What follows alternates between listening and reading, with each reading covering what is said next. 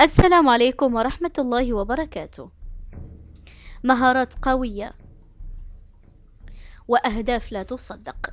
شاهد صفقة هجوم الأهلي الجديدة في الشتاء. قبل بداية الفيديو لا تنسى أن تعطر فمك بذكر الله والصلاة على النبي.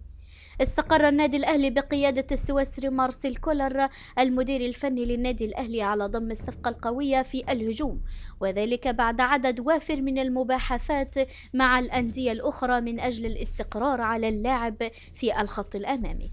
ويتطلع كولر إلى استمرار الإنجازات على الصعيدين الفني والبدني والنتائج القوية خلال الفترة المؤخرة، وأن يحقق الفريق الأحمر الصفقات التي يحتاجها الفريق على الصعيد الهجومي خلال الفترة المقبلة. وأفردت الصفحة التركية المساحات صباح اليوم للحديث عن المهاجم التنزاني موبانا علي ساماتا نجم فرنبخشة التركي، والذي انتقل من صفوف أستون فيلا الإنجليزية إلى الفريق الحالي من أجل البحث عن التجربة المميزة الذي ينتظرها.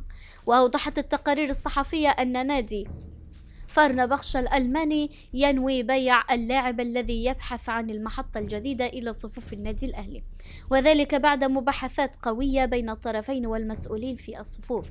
ومن هنا شددت التقارير على أن المارد الأحمر يبحث عن لاعب متميز وقوي بمقابل مادي من 2.5 إلى 3 مليون يورو من أجل الوصول إلى المرحلة التي ينتظرها في الدوري ودوري أبطال أفريقيا وكأس العالم للأندية. وكان اللاعب انتقل من صفوف أستون فيلا الإنجليزية إلى النادي التركي مقابل 6 ملايين جنيه، وانتقل إلى أنتويرب البلجيكي وجنك البلجيكي مرة أخرى معارا من النادي التركي الذي ما زال اللاعب على ذمته بشكل رسمي.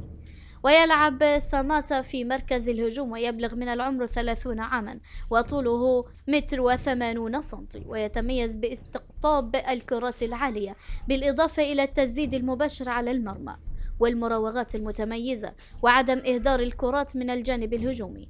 وكانت أكثر من صفقة قوية على رادار الفريق الأحمر، ولكن لم تبدي الفرق رغبتها في التفريط بخدمات اللاعبين بمقابل مادي معروض من قبل الفريق الأحمر، حيث عارض الأهلي على كل الأندية مبدأ الشراء أو الإعارة، ووجد المقابل المادي مبالغ فيه للغاية.